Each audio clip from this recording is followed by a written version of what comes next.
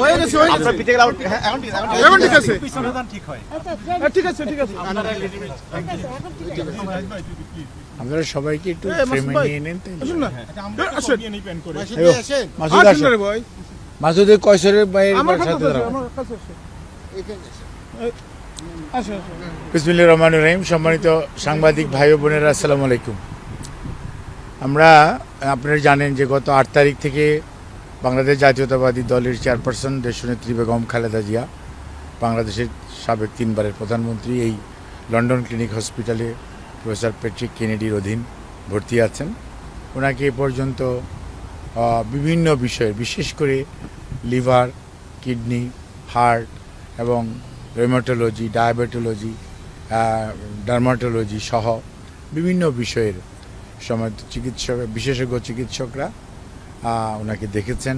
বেশ কিছু পরীক্ষা গত 17 দিনে ওনাকে করিয়েছেন এবং আমরা আশা করছি যে ওনার যে পরীক্ষার রিপোর্ট, তার মধ্যে 2-1টা এখনও আসেনি। কয়েকটা পরীক্ষার রিপোর্ট এখানেও হয় না, কয়েকটা পরীক্ষা আছে, সেগুলো বাইরে থেকে করাতে ওনারাই করাচ্ছেন।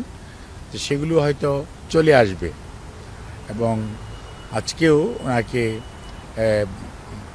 এখানকার বিশেষজ্ঞ এবং কিংস কলেজের বিশেষজ্ঞরা ওনাকে দেখেছেন, ওনার পরীক্ষা করে স্বাস্থ্য পরীক্ষা করেছেন, আমাদের ডাক্তার সাহেবদের সাথে কথা বলেছেন। আমাদের দলের ভারপ্রাপ্ত চেয়ারম্যান জনাব তারেক রহমান এবং ওনার সহধর্মিনী জুবাইদা রহমান এবং শামেলা রহমান সহ ওনার নাতনিরা উপস্থিত ছিলেন। আমাদের ডাক্তার সাহেবরা উপস্থিত ছিলেন। এখানে যেমন মামুন, ডাক্তার হুসেন আছে, বাট আমাদের প্রফেসর সিদ্দিকী সাহেব, প্রফেসর শাহাবুদ্দিন সাহেব, প্রফেসর নুরুদ্দিন সাহেব, ডক্টর জাফর ইকবাল ওনারা উপস্থিত ছিলেন।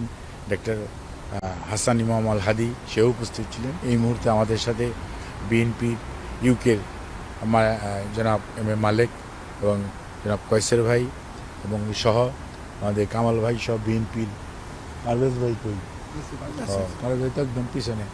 যাই হোক, আমাদের বিএনপির স্থানীয় নেতৃবৃন্দ উপস্থিত আছেন। ওনারা সার্বক্ষণিকভাবে সবসময়ই থাকেন। ম্যাডামের বিশেষ সহকারী হিসাবে মাসুদও এখানে আছে আজকে। যাই হোক, মানে কথাগুলি বলার অর্থ হচ্ছে যারা আনটায়ারিংলি গত 5 বছর যাবৎ যেমন অনেকেই ম্যাডামের চিকিৎসার জন্য সবসময় লেগে আছেন এবং দেশবাসীর অকুণ্ঠ সমর্থন, দোয়া এবং মোনাজাত এবং বিভিন্নভাবে আল্লাহর কাছে দোয়া চেয়েছেন মানুষ এবং আল্লাহ রাব্বুল আলমিনের অশেষ রহমত। আজকে বেগম খালেদা জিয়া এখন এখানে চিকিৎসা করাচ্ছেন এবং উনি আমরা যেরকম নিয়ে এসেছি তার চেয়ে বলতে পারেন যে আমাদের চিকিৎসার ব্যাপারে এখানকার মেডিকেল বোর্ডের সদস্যরা সবাই ভূয়সী প্রশংসা করেছেন।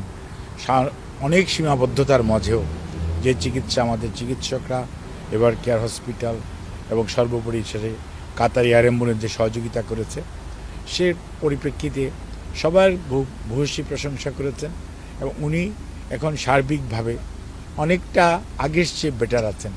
কিন্তু ওনার যে কথাটি আমরা আগেও দেশে বলতাম যে ওনার যে ট্রান্সপ্ল্যান্ট করার বিষয়টা, লিভার এবং অন্যান্য যে জটিলতা আছে, ট্রান্সপ্ল্যান্ট করার বিষয়টার ব্যাপারে এখনও সিদ্ধান্তে আসা যায়নি।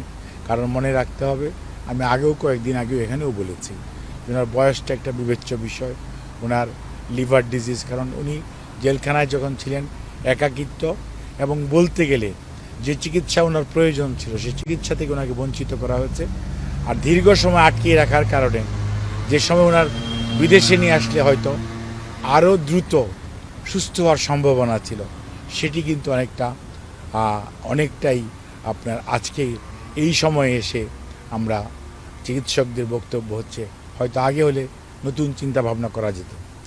এই অবস্থার মাঝে এখন পর্যন্ত আগামীতে মেডিকেল যে চিকিৎসা অর্থাৎ ওষুধের মাধ্যমেই ওনার বিভিন্ন রোগের যে চিকিৎসা চলছে সেটা অব্যাহত রাখার জন্য এখন পর্যন্ত এখানকার বিশেষজ্ঞ চিকিৎসকরা এবং জন হপকিন্সের চিকিৎসকরা সহ সবাই মোটামুটি একমত এবং সে অনুযায়ী চিকিৎসা চলবে এবং এই চিকিৎসা চলা অবস্থায় ওনার শারীরিক অবস্থার উপর ভিত্তি করেই পরবর্তীতে এবং যে সকল পরীক্ষার রিপোর্টগুলো এখনও আসে নাই সেগুলো আসা সাপেক্ষে কয়েকদিনের মধ্যে হয়তো চলে আসবে কয়েকটা এখান থেকে বাইরেও পাঠানো হয়েছে।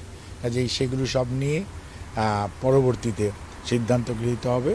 আপনারা দের মাধ্যমে আমরা দেশবাসীর কাছে ওনার এই সুস্থতা যাতে অব্যাহত থাকে এবং সেই জন্য আল্লাহর কাছে দোয়া উনি এবং ওনার পরিবারের পক্ষ থেকে, বিশেষ করে আমাদের ভারপ্রাপ্ত চেয়ারম্যান এবং ম্যাডাম নিজে আপনাদেরকে যেমন ধন্যবাদ জানিয়েছেন, আপনাদের মাধ্যমে দেশবাসী এবং সকল মানুষের কাছে ওনার সুস্থতার জন্য দোয়া চেয়েছেন। ধন্যবাদ। আচ্ছা, আমরা আমাদের একটা বিষয় না যেহেতু